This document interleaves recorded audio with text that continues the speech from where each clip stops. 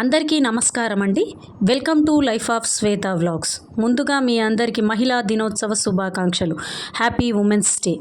ఒక మహిళని అయినందుకు నేను ఎంతో గర్వపడుతున్నానండి. అయితే ఆడవాళ్ళు పురుషులతో సమానంగా అన్ని రంగాలలో రాణిస్తున్నారండి. పైలట్లు అయ్యారు, డాక్టర్లు అయ్యారు, ఇంజనీర్లు అయ్యారు, ఐఏఎస్, ఐపీఎస్ ఇలా చెప్పుకుంటూ పోతే ఆడవాళ్ళు ప్రతి రంగంలో దూసుకుపోతున్నారండి. ఇటు ఇంటి బాధ్యతలు చూసుకుంటూనే బయట కూడా వాళ్ళు చాలా గొప్పగా రాణిస్తున్నారు. దీనికి ఒక మహిళగా నేను ఎంతో గర్విస్తున్నాను. అయితే నేను థంబ్నెయిల్లో ఆడవాళ్ళు శత్రువులు అని ఎందుకు పెట్టానో వీడియో పూర్తిగా చూడండి, మీకు అర్థమవుతుంది. ఇప్పుడు ఒక అమ్మాయి ఉందనుకోండి, ఫస్ట్ మనం పేరెంట్స్ దగ్గర పెరుగుతుంది. ఒక కూతురు కదా, తల్లిదండ్రులకు కూతురు పెరుగుతుంది, తనకు మ్యారేజ్ చేస్తారు. తర్వాత తనకేమవుతుందంటే ప్రపంచం అంతా మారిపోతుంది. తను ఒక ఇంటికి కోడలైపోతుంది. అయితే ఇక్కడ ఏముంటుంది, అత్తగారి ఇంట్లో అంటే మన హస్బెండ్ని బట్టి మనకు రిలేషన్స్ మారుతూ ఉంటాయి. మన హస్బెండ్కు సిస్టర్ ఉన్నాడనుకోండి, ఆడపడుచు ఉంటారు, లేదా మరుదులు అలా ఉంటారు, తమ్ముళ్ళు ఉన్నారనుకోండి, బ్రదర్స్ ఉంటే అలా. అయితే మనం ఇక్కడ మెయిన్గా ఆడవాళ్ళ గురించి మాట్లాడుతున్నాం కాబట్టి ఆడపడుచు టాపికే తీసుకుందాము.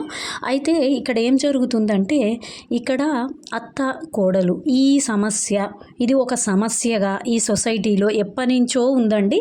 మన చిన్నప్పటి నుంచి ఉంది, అంతకుముందు నుంచి కూడా ఈ అత్త కోడలు అనే ఇదే విషయము ఎప్పుడూ కొంతమందికి ఒక సమస్యగా ఉంటుంది. కొందరేమో ఇక అడ్జస్ట్ అయిపోయి కరెక్ట్గా వాళ్ళ జీవితాన్ని గడుపుతున్నా, కొంతవరకు అయితే ఈ సమస్య సొసైటీలో ఎక్కువగానే కనిపిస్తుంది. ఎందుకంటే ఇద్దరు కలిసినా, ఆడవాళ్ళు కలిసినా మా అత్తమ్మిలా, ఒకవేళ అత్తమ్మ వాళ్ళకి ఎవరైనా కలిసినా మా కోడలు ఇలా అని చెప్పుకుంటూనే ఉంటారు. మీరు ఇక్కడ ఒక విషయాన్ని గమనించారా? ఎందుకు నేను ఆడవాళ్ళు శత్రువులు అని అంటున్నానంటే, వీళ్ళు అడ్జస్ట్ కాలేకపోతున్నారు కాబట్టి. అదే మనకు చాలామంది లీగల్ ఇష్యూస్ కూడా అవుతూ ఉంటాయి. అంటే కేసులు పెట్టడము, అంటే గృహహింసలాగా పెట్టడము, ఇలా చేస్తూ ఉంటారు. అత్తగారి ఇంటి మీద పెట్టడము, లేదా అత్తమ్మ నన్ను అపార్థం చేసుకుంటుంది అనడం. అయితే ఇక్కడ మగవాళ్ళ ప్రమేయం ఉండదండి.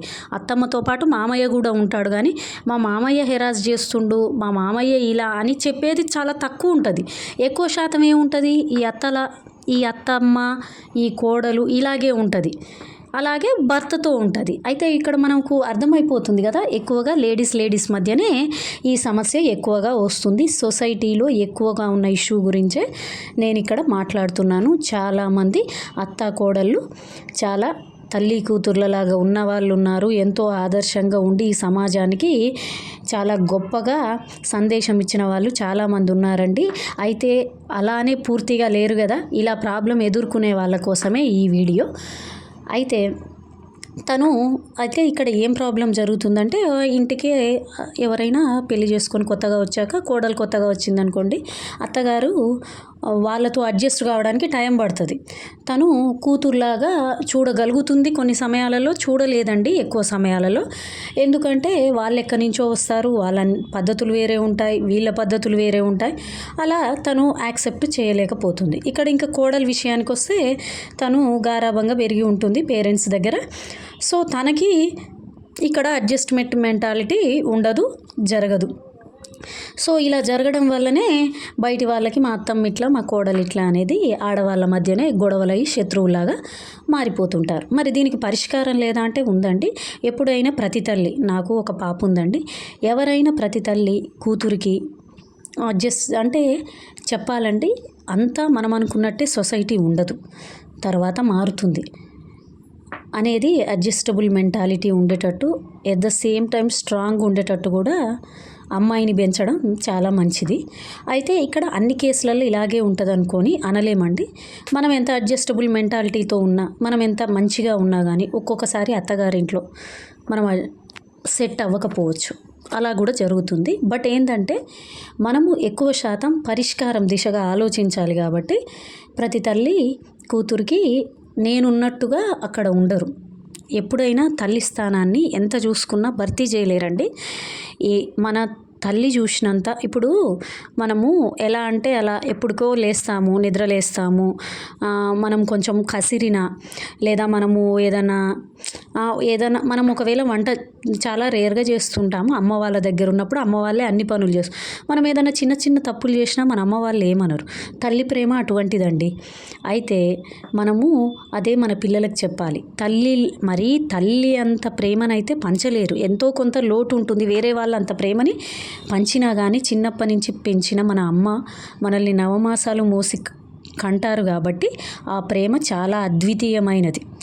సో మనం ఏం చెప్పాలంటే చిన్న చిన్న లోపాలున్నా మనము అడ్జస్ట్ అయిపోవాలి. ఇక పెద్ద పెద్ద లోపాలకు మనం ఏం చేయలేంలేమండి. పెద్ద హరాస్ చేయాలి, ఖచ్చితంగా హింసించాలి అనుకునే అత్తలని మనమైతే ఏం చేయలేము. ఖచ్చితంగా మా అత్తని హింసించాలి, భర్తని హింసించాలనే కోడళ్ళను కూడా మనం ఏం చేయలేము. ఇదేంటంటే మామూలుగా కొంచెం మెచ్యూరిటీ లేకుండా ఉన్న వాళ్ళ కోసము ఎంతో కొంత ఉపయోగపడడం కోసమే ఈ వీడియో. సో తల్లి అనేవాళ్ళు కూతురికి తల్లి పాత్రని ఎవరూ పోషించలేరమ్మా. ఉన్నంత వరకు అయితే నువ్వు కొంచెం అడ్జస్ట్ అవుతూ తననే తల్లిగా భావించేటట్టు చూసుకో. అది నీ బాధ్యత అన్నట్టుగా పిల్లలకు నేర్పామనుకోండి. ఒకప్పుడు అమ్మ నేర్పింది కాబట్టి కొంచెం ఆ మెంటాలిటీ లోపల ఉంటుంది కాబట్టి వాళ్ళు బాధ్యత తీసుకోవడానికి రెడీగా ఉంటారు. ఇక్కడ కూడా అత్తమ్మ అండి. అయితే ఇక్కడ నేను ఎక్కువగా అత్త పాత్రే పెద్దది అని అంటాను. ఎందుకంటున్నానంటే ఇప్పుడు అత్త ఇంటికి కోడలు వస్తుంది కానీ కోడలు ఇంటికి అత్త పోదుగా.